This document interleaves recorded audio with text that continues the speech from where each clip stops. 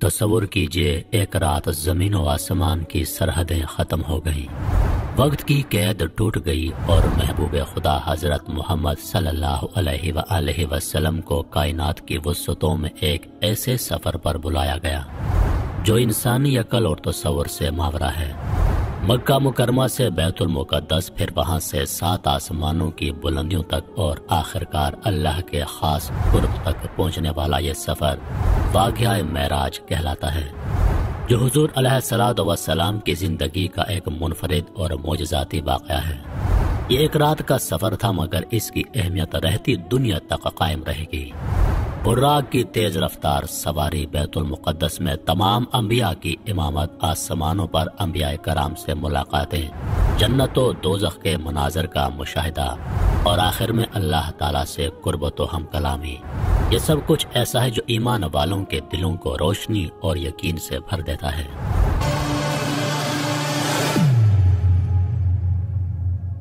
واقعہ معراج ایک عظیم و شان معجزہ ہے جو اللہ تعالیٰ نے اپنے محبوب حضور علیہ الصلوۃ والسلام کو عطا فرمایا۔ یہ واقعہ نبوت کے 10ویں سال پیش آیا، جو عام الحزن، غم کا سال کہلاتا ہے، کیونکہ اسی سال نبی کریم علیہ الصلوۃ والسلام کے چچا ابو طالب اور اہلیہ حضرت خدیجہ رضی اللہ عنہا کا انتقال ہوا۔ یہ وقت حضور پاک علیہ الصلوۃ والسلام کے لیے بہت مشکل تھا، کیونکہ اہل مکہ کے سرداروں نے بھی ان پر ظلم و ستم کے پہاڑ توڑ دیے تھے۔ اس واقعے کا مقصد حضور علیہ الصلوۃ والسلام کو غموں سے تسلی دینا، اللہ تعالیٰ کی قربت کا شرف بخشنا اور ان کو امت کے لیے اہم احکامات و ہدایت عطا کرنا تھا، جن میں سے نماز کا اہم تحفہ بھی شامل ہے۔ حضور پاک کو مکہ مکرمہ سے بیت المقدس تک براق کے ذریعے رات کے وقت لے جایا گیا۔ براق ایک خاص مخلوق ہے جو واقعہ معراج کے دوران حضور علیہ الصلوۃ والسلام کو مکہ مکرمہ سے بیت المقدس اور پھر آسمانوں کی جانب لے جانے کے لیے استعمال ہوئی۔ یہ اللہ تعالیٰ کی تخلیق کردہ ایک عظیم و شان سواری تھی، جو عام انسانی سواریوں سے مختلف اور معجزاتی صفات کی حامل تھی۔ براق نہایت حسین اور چمکدار تھا۔ اس کا نام براق اسی سے لیا گیا جو لفظ برق یعنی بجلی سے نکلا ہے، کیونکہ وہ بجلی کی رفتار سے سفر کرتا تھا۔ براق کی رفتار حیرت انگیز تھی، جہاں اس کی نظر پڑتی وہیں پلک جھپکتے ہی وہاں پہنچ جاتا۔ روایات کے مطابق براق کا قد درمیانہ تھا، اس کی شکل گھوڑے اور خچر کے درمیانی جانور جیسی تھی اور اس کے پروں کی موجودگی اسے غیر معمولی بناتی تھی۔ اس پر ایک خاص قسم کی زن لگی ہوئی تھی جو حضور علیہ الصلوۃ والسلام کے لیے آرام دہ تھی۔ رات کا وقت تھا اور حضور علیہ الصلوۃ والسلام خانہ کعبہ کے پاس آرام فرما رہے تھے۔ اچانک جبریل امین علیہ السلام اللہ کے حکم سے حاضر ہوئے اور عرض کیا، یا رسول اللہ، آپ کو رب العالمین کے دربار میں بلایا گیا ہے۔ جب حضور علیہ الصلوۃ والسلام براق پر سوار ہوئے تو وہ تیز چلنے لگا، لیکن جبرائیل امین علیہ السلام نے براق سے فرمایا، ٹھہرو، تم پر اللہ کے محبوب سوار ہیں۔ یہ سن کر براق خاموش ہو گیا اور اپنا سفر شروع کیا۔ سفر کا پہلا پڑاؤ مدینہ منورہ تھا، جو اس وقت یثرب کہلاتا تھا۔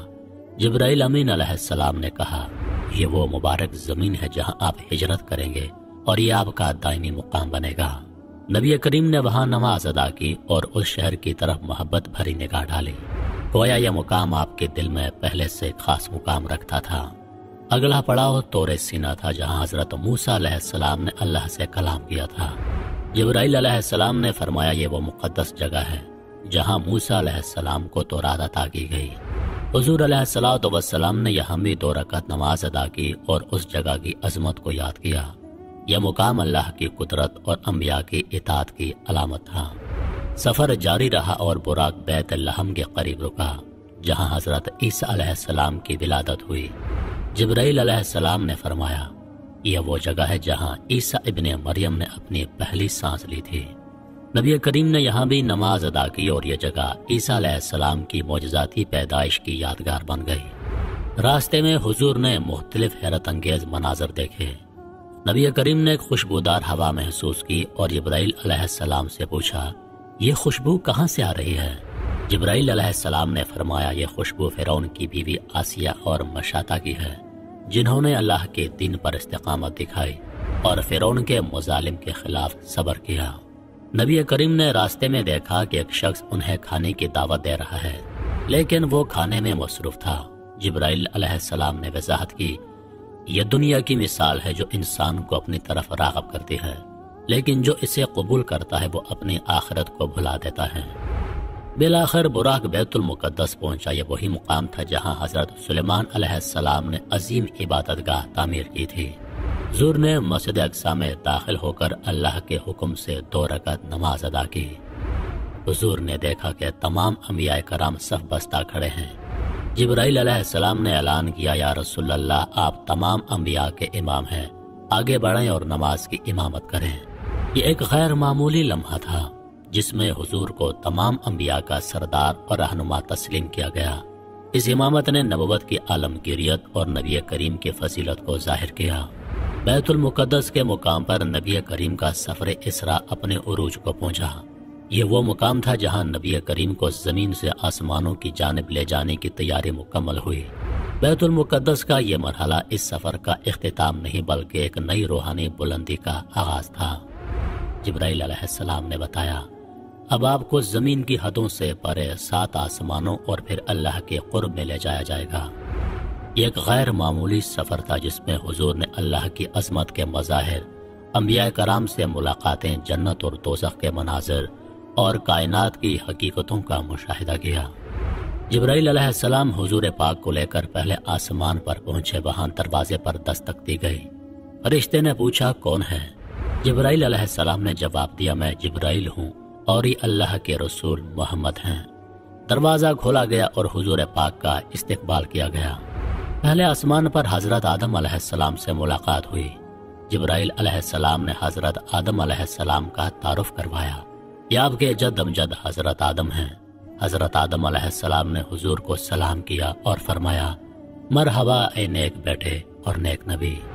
حضور پاک نے دیکھا کہ حضرت آدم علیہ السلام اپنے دائیں اور بائیں جانب دیکھ رہے ہیں۔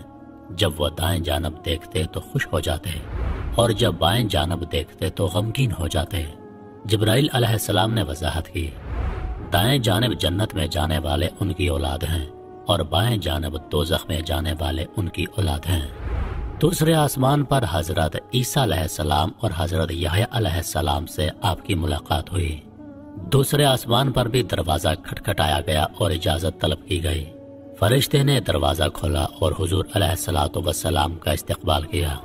یہاں عیسیٰ علیہ السلام اور یحییٰ علیہ السلام سے ملاقات ہوئی۔ دونوں انبیاء نے حضور کو سلام کیا اور فرمایا، مرحبا اے نیک بھائی اور نیک نبی۔ تیسرے آسمان پر حضور نے حضرت یوسف علیہ السلام سے ملاقات کی۔ حضرت یوسف علیہ السلام نے حضور کا استقبال کیا اور فرمایا، مرحبا اے نیک بھائی اور نیک نبی۔ حضور پاک نے حضرت یوسف علیہ السلام کی غیر معمولی حسن و جمال کو دیکھا۔ جبرائیل علیہ السلام نے فرمایا، حضرت یوسف علیہ السلام کو حسن کا ایک بڑا حصہ عطا کیا گیا ہے۔ چوتھے آسمان پر حضرت ادریس علیہ السلام سے آپ کی ملاقات ہوئی۔ حضرت ادریس علیہ السلام نے حضور کا استقبال کیا اور فرمایا، مرحبا اے نیک بھائی اور نیک نبی۔ پانچویں آسمان پر حضرت ہارون علیہ السلام سے ملاقات ہوئی۔ حضرت ہارون علیہ السلام نے حضور کو سلام کیا اور فرمایا، مرحبا اے نیک بھائی اور نیک نبی۔ چھٹے آسمان پر حضرت موسیٰ علیہ السلام موجود تھے۔ حضرت موسیٰ علیہ السلام نے حضور پاک کا استقبال کیا اور فرمایا، مرحبا اے نیک بھائی اور نیک نبی۔ موسیٰ علیہ السلام حضور پاک کو دیکھ کر رونے لگے۔ جب حضور پاک نے رونے کی وجہ پوچھی تو موسیٰ علیہ السلام نے کہا، میں اس بات پر رو رہا ہوں کہ ایک نوجوان نبی کو مجھ سے زیادہ امت کی رہنمائی کے لیے منتخب کیا گیا ہے اور ان کی امت میری امت سے زیادہ ہوگی۔ ساتویں آسمان پر حضرت ابراہیم علیہ السلام سے آپ کی ملاقات ہوئی۔